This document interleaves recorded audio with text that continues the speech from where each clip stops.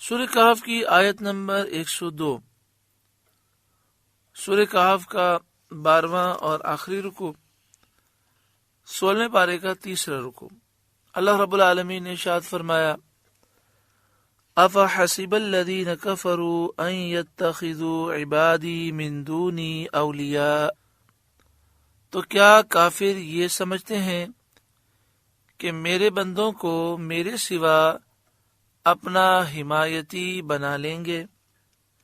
یعنی کیا کافر یہ سمجھتے ہیں کہ اللہ کے نیک بندے ان کی حمایت کریں گے؟ ہرگز ایسا نہیں ہے۔ اللہ کے نیک بندے ان کافروں سے بیزار ہیں۔ عیسائی حضرت عیسیٰ علیہ السلام کو اللہ کا بیٹا کہتے ہیں، خدا کہتے ہیں، الہ کہتے ہیں، معبود کہتے ہیں۔ یہودی حضرت عزیر علیہ السلام کو اللہ کا بیٹا کہتے ہیں، خدا کہتے ہیں، الہ کہتے ہیں، معبود کہتے ہیں۔ بعض مشرکین فرشتوں کے متعلق کہتے ہیں کہ وہ اللہ کی بیٹیاں ہیں۔ تو وہ اگر یہ سمجھتے ہیں کہ ہم نے عیسیٰ علیہ السلام کی پوجا کی ہے، حضرت عزیر کی پوجا کی ہے، یا فرشتوں کی پوجا کی ہے، تو یہ اللہ کے عذاب کو ہم سے دور کریں گے، اور اللہ ناراض ہوگا تو یہ اللہ سے مقابلہ کریں گے۔ ہرگز ایسا نہیں ہے۔ یہ اللہ کے نیک بندے ہیں، اور اللہ کے نیک بندے انہیں کچھ بھی نفع نہیں دیں گے، کیونکہ جو اللہ کا دشمن ہے، اللہ کے نیک بندے ان سے بیزار ہیں، اور وہ اللہ رب العالمین کے مقابلے میں کبھی بھی وہ کھڑے نہیں ہو سکتے، کیونکہ اللہ کے نیک بندے اللہ کے فرمانبردار ہیں، اور یہ بات تو ایک حقیقت ہے کہ اللہ کا کوئی مقابلہ کر ہی نہیں سکتا۔ لہذا یہ کافر جہنمی ہیں، اور انہیں کوئی نہیں بچائے گا، کوئی ان کی سفارش نہیں کرے گا۔ انا اعتدنا جہنم للکافرین نزلا، بے شک ہم نے کافروں کی مہمانی کو جہنم تیار کر رکھی ہے۔ یعنی کل بروز قیامت کافروں کی مہمان نوازی جہنم سے ہوگی۔ قل، اے محبوب آپ فرمائیے، هل ننبئکم بالاخسرین اعمالا، کیا ہم تمہیں بتا دیں کہ سب سے بڑھ کر ناقص عمل کن کے ہیں؟ یعنی وہ کون لوگ ہیں جو عمل کر کے تھک جائیں گے، مشقتیں محنتیں اٹھائیں گے، اور یہ امید کرتے رہیں گے کہ ان اعمال پر اللہ فضل فرمائے گا، مگر بجائے فضل کے ان کے لیے ہلاکت اور بربادی ہے۔ حضرت عبداللہ بن عباس نے فرمایا رضی اللہ تعالیٰ عنہما نے کہ وہ یہود و نصارہ ہیں۔ حضرت علی رضی اللہ تعالیٰ عنہ نے فرمایا یہ لوگ اہل حرورہ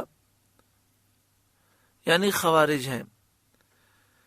مراد یہ ہے کہ یہودی جو محنت مشقت کرتے ہیں، عیسائی بھی اپنے مذہب کے مطابق محنت مشقت کرتے ہیں، اسی طرح راغب وہ جنگلوں میں جا کر بیٹھ جاتے ہیں، لیکن چونکہ ان کا عقیدہ درست نہیں ہے، وہ نبی اکرم صلی اللہ علیہ وآلہ وسلم کی محبت اپنے دل میں نہیں رکھتے، رسول اللہ پر ایمان نہ لائے، تو اس لیے ان کی ساری محنتیں، ان کے مجاہدات، ان کا ترک دنیا، اپنے طور پر جسے یہ عبادت سمجھتے ہیں، سب بیکار جائے گا، اور انہیں آخرت میں کوئی ثواب نہ ملے گا۔ حضرت علی رضی اللہ تعالیٰ عنہ نے خوارج کا ذکر فرمایا کہ خارجی بہت زیادہ عبادت کرتے تھے، اتنی عبادت کرتے تھے کہ ان کی پیشانیاں زخمی ہو گئیں سجدہ کر کر کے، لیکن خارجی صحابہ کرام کو مشرک سمجھتے تھے، صحابہ کرام پر شرک اور بدعت کے الزامات لگاتے تھے۔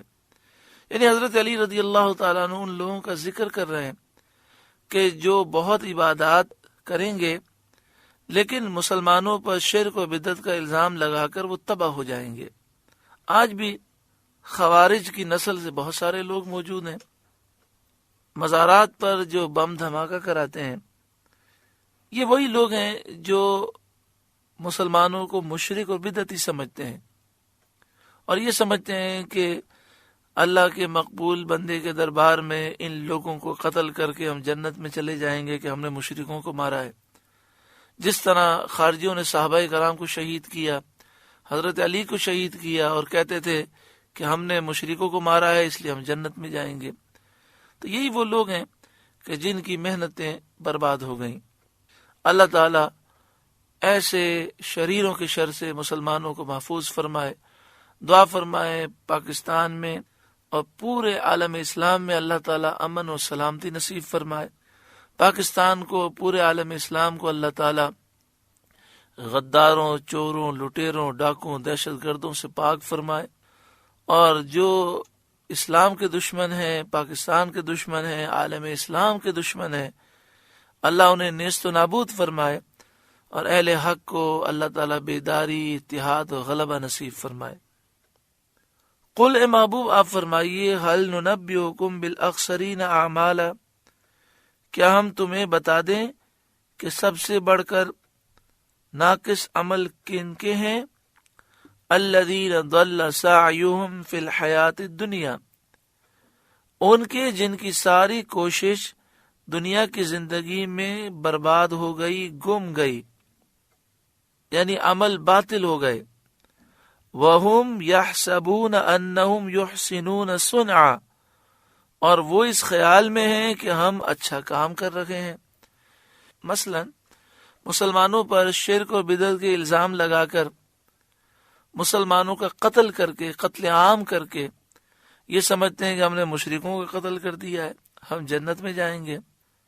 کتنے لوگ ایسے ہیں کہ جو خودکش دھماکے کے لیے آئے، پکڑے گئے، تو ان کے عقیدے یہی تھے کہ صلاۃ و سلام پڑھنے والے، میلاد شریف منانے والے، یا رسول اللہ کہنے والے مشرک ہیں، بدعتی ہیں. ایسے عقیدے کے حامل ہی لوگ پوری دنیا میں فساد کر رہے ہیں. اور جب وہ پکڑے گئے، وہ خودکش حملہ نہ کر سکے، بٹن نہ دبا سکے، تو یہی کہنے لگے کہ میں تو جنت میں جانے والا تھا، تم نے روک دیا. یعنی کتنی جہالت ہے. جب اللہ اور اس کے رسول کی محبت نہ ہو اور حضور کی تعظیم و توقیر انسان کے دل میں نہ ہو، اور انسان مسلمانوں کو مشرک اور بدعتی سمجھے اور پھر اس غلط سوچ کو اچھا سمجھے، تو واقعی یہ ایسا شخص ہے جس کی محنتیں دنیا میں برباد ہوں گی. وَهُمْ يَحْسَبُونَ أَنَّهُمْ يُحْسِنُونَ صُنْعًا، اور وہ اس خیال میں ہیں کہ ہم اچھا کام کر رہے ہیں. اولئک الذین کفروا بآیات ربہم، یہ لوگ ہیں جنہوں نے اپنے رب کی آیتوں کو نہ مانا. ولقائہ، اور رب سے ملنے کو نہ مانا، یعنی اللہ کے رسول پر، قرآن پر ایمان نہ لائے اور بعث، حساب، ثواب اور عذاب کے منکر رہے. فحبطت اعمالهم، تو ان کا کیا دھرا سب اکارت ہے. فلا نقیم لهم یوم القیامت وزنا، تو ہم ان کے لیے قیامت کے دن کوئی تول نہ قائم کریں گے. حضرت ابو سعید خدری رضی اللہ تعالیٰ عنہ نے فرمایا، قیامت کے دن بعض لوگ ایسے اعمال لائیں گے جو ان کے خیالوں میں مکہ مکرمہ کے پہاڑوں سے زیادہ بڑے ہوں گے. بڑی نمازیں پڑھی ہوں گی، بڑے روزے رکھے ہوں گے، انہوں نے بظاہر دین کا کام کیا ہوگا، لیکن جب دل میں حضور کی محبت نہیں، حضور کی گستاخی ہے، صحابہ کرام کے بے ادب ہیں، اولیاء کے بے ادب ہیں، مسلمانوں پہ شرک و بدعت کے الزام لگانے والے ہیں، تو آپ بتائیے ایسے لوگوں کے اعمال میں وزن کہاں سے ہوگا؟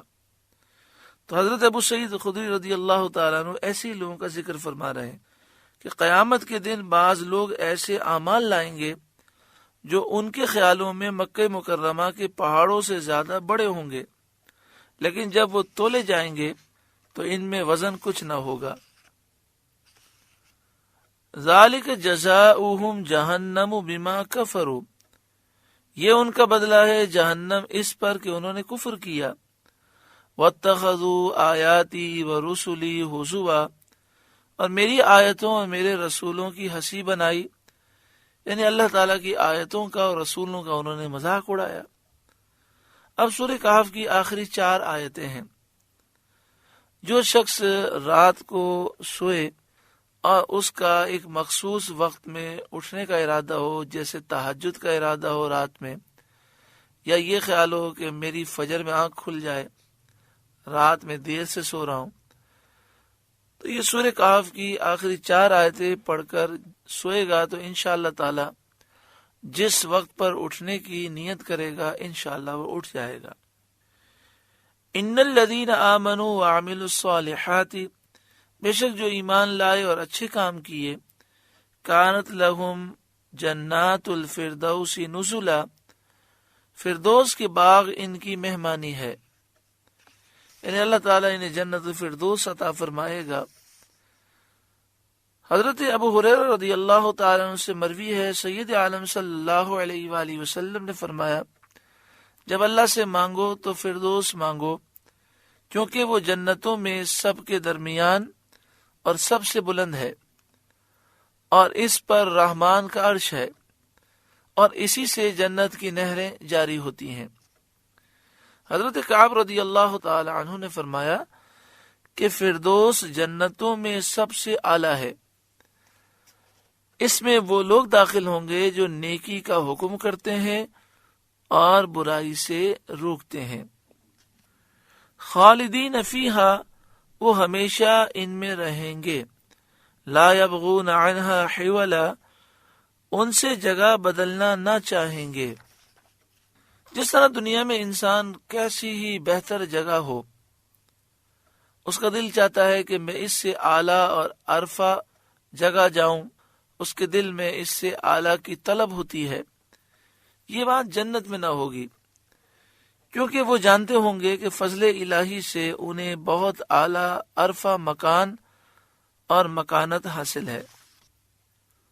قل، اے محبوب آپ فرما دیں، لو کان البحر مدادا لکلمات ربی، اگر سمندر میرے رب کی باتوں کے لیے سیاہی ہو، لکھنے کی اینک بن جائے، لنفد البحر قبل ان تنفد کلمات ربی، تو ضرور سمندر ختم ہو جائے گا اور میرے رب کی باتیں ختم نہ ہوں گی۔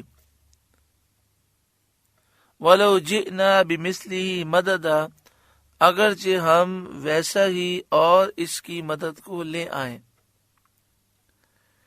یعنی اگر اللہ تعالیٰ کے علم اور حکمت کے کلمات لکھے جائیں اور ان کے لیے تمام سمندروں کا پانی سیاہی انک بنا دیا جائے اور تمام مخلوق لکھے اور تمام درخت وہ قلم بن جائیں، تو وہ کلمات ختم نہ ہوں گے اور یہ تمام پانی ختم ہو جائے گا۔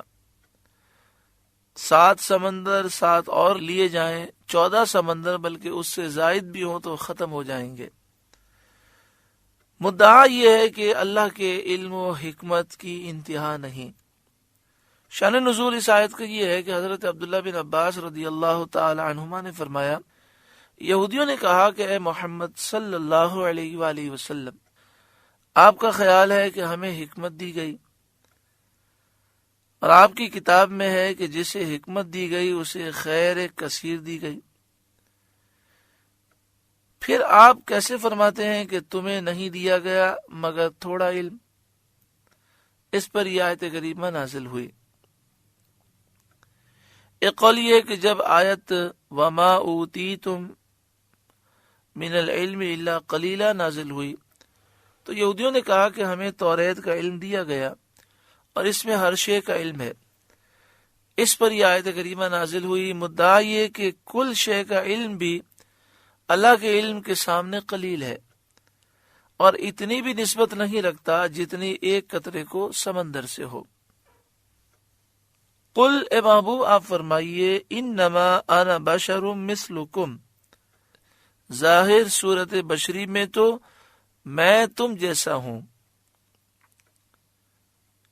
یوحا الیہ، مجھے وحی آتی ہے، انما الہکم الہ واحد، کہ تمہارا معبود ایک ہی معبود ہے، یعنی مجھ پر بشری عوارض اور امراض طاری ہوتے ہیں،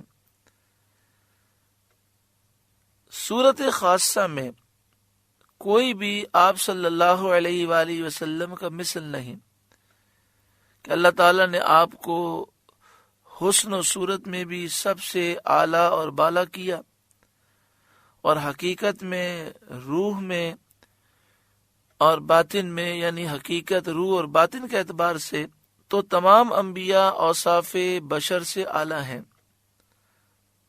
جیسا کہ حضرت علامہ قاضی ایاز نے شفا شریف میں بات لکھی کہ تمام انبیاء حقیقت کے اعتبار سے، روح کے اعتبار سے اور باطن کے اعتبار سے بشری اوصاف سے بھی اعلیٰ ہیں۔ حضرت شیخ عبدالحق محدث دہلوی علیہ رحمہ نے شرح مشکات میں فرمایا، انبیاء علیہم السلام کی اجسام اور ظواہر تو حد بشریت پر چھوڑے گئے، اور ان کی ارواح اور بواطن بشریت سے بالا اور ملائے اعلیٰ سے متعلق ہیں۔ یعنی اجسام تو بشری صورت میں ہیں، لیکن انبیاء کا باطن اور ان کی روحیں بشریت سے اعلیٰ اور بالا ہیں، اور ان کا تعلق ملائے اعلیٰ سے ہے۔ حضرت شاہ عبدالعزیز محدث دہلوی علیہ رحمہ نے سورہ والضحیٰ کی تفسیر میں فرمایا کہ آپ صلی اللہ علیہ وآلہ وسلم کی بشریت کا وجود اصلاً نہ رہا، اور غلبہ انوار حق آپ پر علی الدوام حاصل ہوئے۔